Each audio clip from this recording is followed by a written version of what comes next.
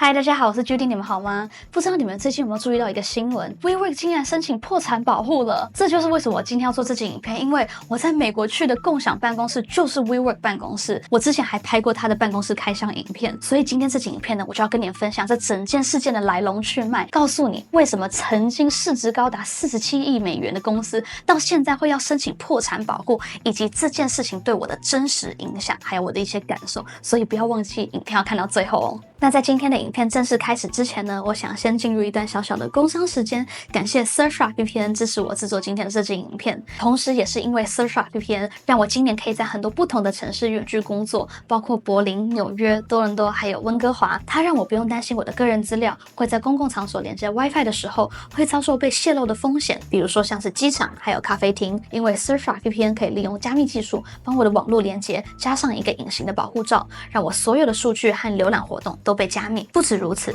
，Surfshark VPN 支持多种装置，无论是手机、平板还是电脑，我都可以随时切换，这完全大大的提升我的工作效率。最棒的是，它还可以一键转换 IP， 解锁区域限制，等于我可以在 Netflix 上面解锁更多的内容，让平常所在地看不到的电影还有影集都能透过 IP 转换轻松观看。有兴趣的朋友，欢迎在影片底下点击我的专属链接，你输入优惠码之后即可享黑5专属优惠，还送你5个月免费的试用期，30天之内如果你不满意都可以随时退费。那如果你还没有看过我开箱 WeWork 办公室的影片，或者是你还没有听过这个共享办公室，我先快速的跟你分享一下 WeWork 是一个什么样子的公司。这个公司的成立呢，是在2010年的时候，它主要就是在提供它的会员一个除了家里以外的固定办公空间，所以这个商业模式呢，就很受自由业、新创公司还有远距工作者的欢迎。不过，它跟其他的共享办公室有2个不太一样的地方，第一个是它的办公室设计简约新潮，第二个呢是它非常的强调社群文化，所以除了提供这个办公空间之外，它在线下的时候还会创办很多的活动，比如说像是团体瑜伽课、饼干烘焙课，还有啤酒派对等等。它的目的就是希望可以营造一个创新创业的氛围，它同时还会提供很多免费的咖啡、点心等等的福利，让人家感觉不是只是去这边上班而已，而是去享受一个全新的工作生活模式。也因为这样 WeWork 甚至后来吸引很多大公司入驻，包括 IBM、Amazon 还有 Expedia， 尤其是他们在扩展他们自己的办公室的时候，他们很多大公司都会把 WeWork 当作他们的临时办公室，让他们的员工入驻。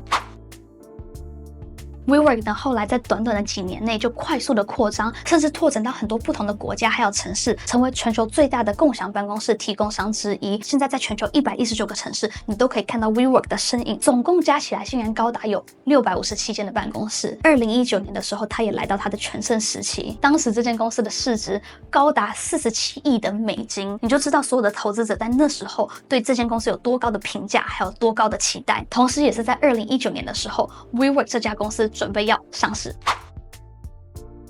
那到底是从什么时候开始，这些明星公司竟然快速的走下坡，从原本的估值是47亿美金，到现在连4500万都不到，还要申请破产保护，它连租金成本都快要承担不起。其实呢，有2个很大的原因，第一个就是因为它的上市失败，投资者信心丧失；第二个原因就是它的公司管理问题。那我们先讲讲它上市失败这件事情。前面有提到，2019年的时候是它的全盛时期，而且它在当年也准备要上市，8月 file IPO，9月在上市的过程中竟然被发现它的盈利能力还有财务状况其实没有外界想象的这么的好。他在同一月的时候 CEO 被迫下台，隔1个月软银直接接手了这个公司，接手的时候这个公司的市值已经掉到了只剩5亿美元。隔了1个月11月的时候 WeWork 宣布大量裁员，裁掉了2400名员工。这一系列的事件造成他的投资者对这间公司的信心都有一个很大的打击。第二个很大的问题就是公司管理者的问题，他的创办人兼 CEO Adam Neumann 被爆出了一系列的黑料，这些黑料包括他在私人飞机上抽大麻，还有他在讨论裁员之后，他给他的员工提供 tequila， 以及他在 WeWork 的这个 We 这个词竟然去注册了商标，导致 WeWork 必须要用590万美元的价格去收购它。他的种种行为就让外界产生了很多质疑，所以他才在9月的时候从 CEO 这个职位下台，隔1个月在10月的时候呢，从董事会下台。但但就算是当年 IPO 失败，公司管理者有问题，后来软银接手了 WeWork， 其实 WeWork 还有很多的挑战没有被解决，而且这些挑战以及问题最终导致了为什么他今年要申请破产保护。那他面对的问题有哪些呢？第一个就是 COVID 带来的影响，因为 COVID 的关系，远距工作就变得越来越普及，很多人都不去办公室了，他直接在家办公，客厅当成他的办公空间，所以共享办公室的需求就大大的下降。再来是他的商业模式，他这个商业模式就长期仰赖要短租或者是长租他的办公空间给个人或者是公司，这种商业模式其实在经济低迷或者是市场不稳定的时候是非常的容易受波动的。你就好比你买了一个很大的房子，里面有很多的房间，你透过出租房间出去赚钱，但是如果没有足够的人来租你的房间，你依然要支付这整个房子的费用。还有就是它的过度扩张，前面有提到 WeWork 在119个城市竟然有高达657间的 office， 你在大量扩张的同时，其实你是需要大量的资金投入。不过 WeWork 其实并没有在这个时间内同时提升它的盈利能力，这就导致它这个公司承受了很大的财务压力。还有 WeWork 的运营成本其实非常的高昂，除了它要维护它这个精美的办公空间之外，它还有提供了很多的设施以及服务。这些设施跟服务的成本在你收入降低的时候，其实同时又给公司增加了更多的负担。最后是市场竞争的部分，其实有越来越多的公司提供共享办公室这个服务，不管是个人还是公司，他们其实不只有 WeWork 这个选择，它其实也可以去其他类型的共享办公室。所以因为以上问题都没有被好好解决，导致今年11月6号的时候 WeWork 要正式的跟法院申请破产保护。那我们接下来就来聊聊 WeWork 申请破产保护之后会发生什么样子的事情。首先，他在11月6号申请的这个破产保护并不是清算型的破产，所以他还没有完全的倒闭，它是一个重组型的破产。也就是说，他被允许重组他的债务，目的就是为了让这间公司可以恢复它的盈利能力。等于是说，11月6号之后的120天之内，他必须要拟定一个重组计划，上交给法院还有他的债权人，看看他的这个计划是否被通过。如果通过的话 ，WeWork 就有机会持续运营。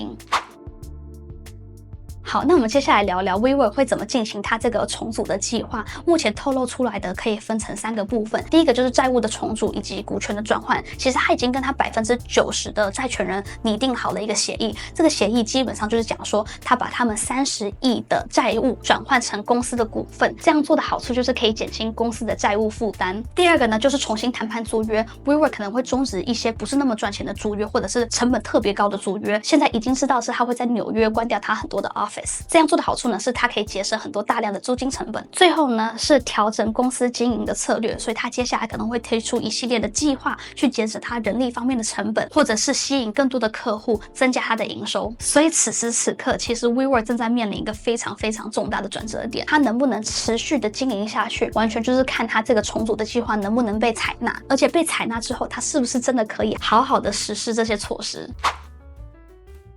那影片的最后呢，跟大家分享一下 WeWork 申请破产保护这件事情对我的影响。因为在这个事情发生的时候，台湾其实也有很多媒体转载了这个新闻，那我也有收到一些私信关心我，因为会想说我之后是不是就没有办法去办公室上班了，所以跟大家分享一下我的想法。首先，我是否还会去 WeWork 办公室上班呢？会哦，我还是持续会去 WeWork 办公室上班。其实他在申请破产保护的过程中，他还是有持续的履行他跟会员的这些合约，办公室都还是开着的，服务还有设施都是照常的运营。这段时间我就是会继续去办公室上班这样。那第二个问题就是我有没有受到一些经济或者是财务方面的损失呢？其实是没有的哦。我这个办公室是我的公司帮我租的，每3个月会跟 WeWork 签订一个合约，让我在那3个月可以去用这个共享办公室。如果有一天共享办公室不能用了，那我们就会停止这个合约。那在这个期间呢，都是公司完全支付办公室的费用去给 WeWork 的，所以我并没有出到任何的钱，而且我并没有投资这家公司，所以我也没有损失任何的股票，没有财务方面的损失。如果 WeWork 最后真的倒闭，完全消失了怎么办？其实现在的市场，尤其是美国，有很多的共享办公室，我们也有很多员工，他所居住的城市是没有 WeWork 办公室的。所以如果今天 WeWork 办公室真完全消失，那公司就会安排我去别的共享办公室上班。最后跟大家分享一下我的真实感受。其实说实话，对于整个事件，我是没有太多的负面影响以及感受，因为我只是一个会员，我不是投资者，所以我主要的感受都是来自于使用它办公室空间的这么一个体验。那单就这个体验来讲，其实我非常喜欢 WeWork 的。从之前开箱办公室的影片应该就可以看得出来，因为它的办公室真的很漂亮，而且它提供的服务跟设施都非常的便利，所以我非常的喜欢。不过呢，如果有一天 WeWork 真的没有办法经营下去，那就表示我有机会可以体验到新的共享办公室。如果这件事情真的发生的话，到时候我就会开箱新的共享办公室给大家看。以上呢就是今天这期影片的所有内容，不知道大家的想法看法是如何。那当然，这整件事件还有很多的细节是没有包括在影片里面的，所以如果你有知道更多细节想要补充，欢迎在底下留言，或者是如果你有任何的问题，我也可以在之后做更多的 research 来回答你。那我们今天这期影片就先到这边，我们下一集见，拜拜。